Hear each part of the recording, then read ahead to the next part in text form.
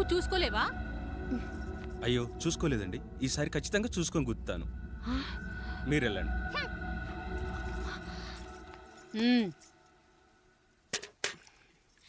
చూడమ్మా, నువ్వు మా కూతురవ్వడానికి ముందే రాయుడు మాకు దేవుడు, ఆయన కుటుంబం మనకు దేవాలయం.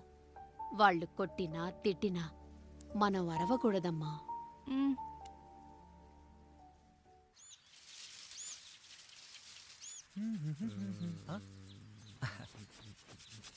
ఏంట్రా మిట్ట మధ్యన కసికసిగా పళ్ళుతో ఎత్తున్నావేటి?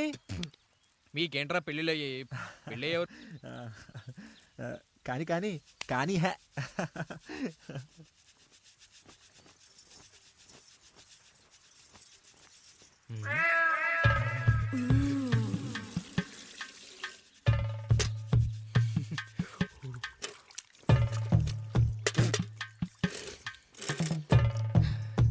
ఏంటండి? నీళ్ళు కావాలి.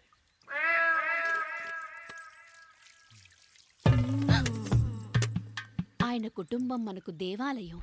వాళ్ళు కొట్టినా తిట్టినా మనం అరవకూడదమ్మా.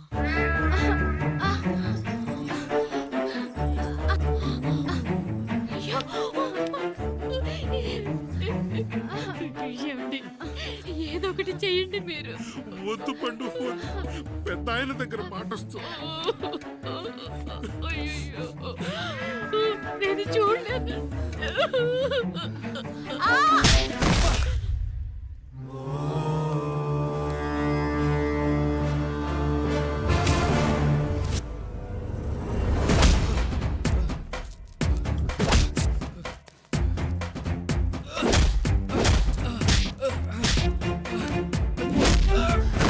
అయ్యో అనియా అనియా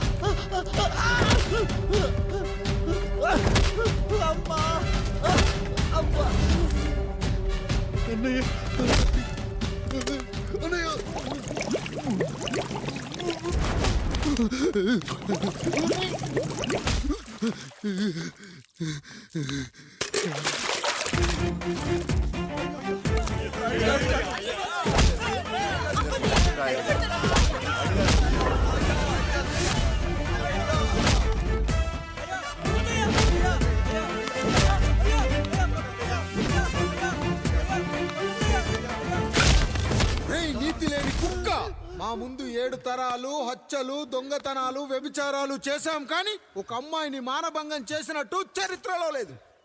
ఈ వంశంలో మొట్టమొదటిసారి ఎవ్వరూ చేయని పని నువ్వు చేసి గొప్పోడివైపోతే మేమంతా చూస్తూ ఊరుకుంటామనుకున్నావా? రేపు పొద్దున వీడిని పంచాయతీకి పిలిచి ఈ రాయుడు తీర్పిచ్చేంత వరకు లక్ష్మి వాడిని ఇంట్లో కూడా రానివ్వకు.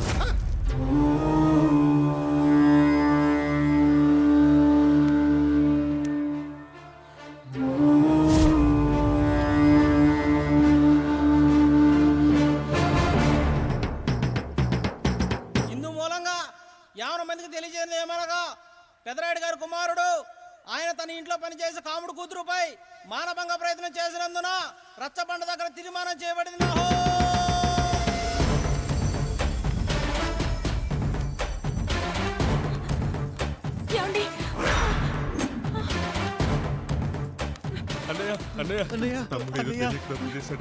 మన కుటుంబ గౌరవం నీ చేతిలో ఉంది, దయచేసి.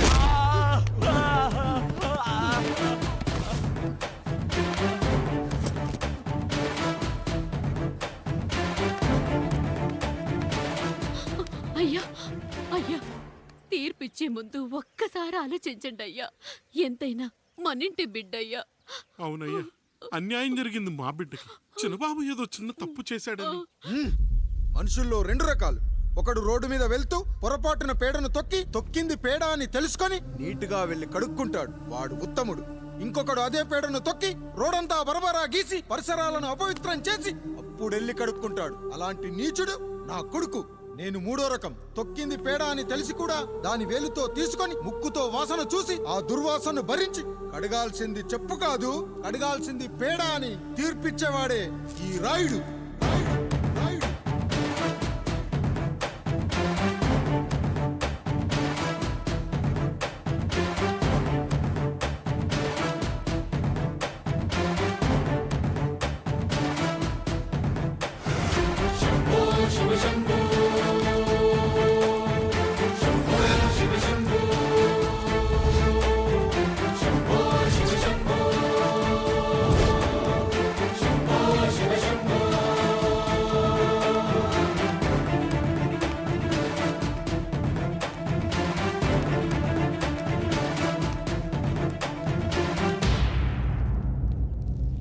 అయ్యా, మీ కుటుంబానికి ఈ పరిస్థితి వస్తుందని అస్సలు ఊహించలేదయ్యా. పచ్చటి పుచ్చకాయలో పుచ్చుంటుందేమో గాని పచ్చని మీ సంసారంలో ఇలా మీ తమ్ముడు గారు. కొన్ని తరాలుగా మా వంశం ఈ ఊరిని పరిపాలిస్తుంది. మా వంశానికి స్త్రీలంటే ఎంత గౌరవమో తెలుసా? ఆడవాళ్ళు వంటింటి కుందేళ్లు కాకూడదని మా ముత్తాత గారు పెళ్లి కూడా చేసుకోలేదు. మా తండ్రి గారు పాపారాయుడు ఎవడో ఒకడు ఒక స్త్రీని మోసం చేసి కడుపు చేస్తే ఆ కథ విని ఆ పుట్టిన పిల్లాన్ని ఆ మోసగాడికి ఇచ్చేసి ఆమెను పెళ్లి చేసుకుని ఆమెకు కొత్త జీవితాన్ని ఇచ్చాడు. నేను కూడా నా వంతు సహాయంగా కొంతమంది స్త్రీమూర్తులను పెళ్లి చేసుకుని వాళ్లకు జీవితాన్ని ఇవ్వాలనుకున్నా. అలాంటిది నా వంశంలో ఇలాంటి చీడ పురుగు పుట్టాడు.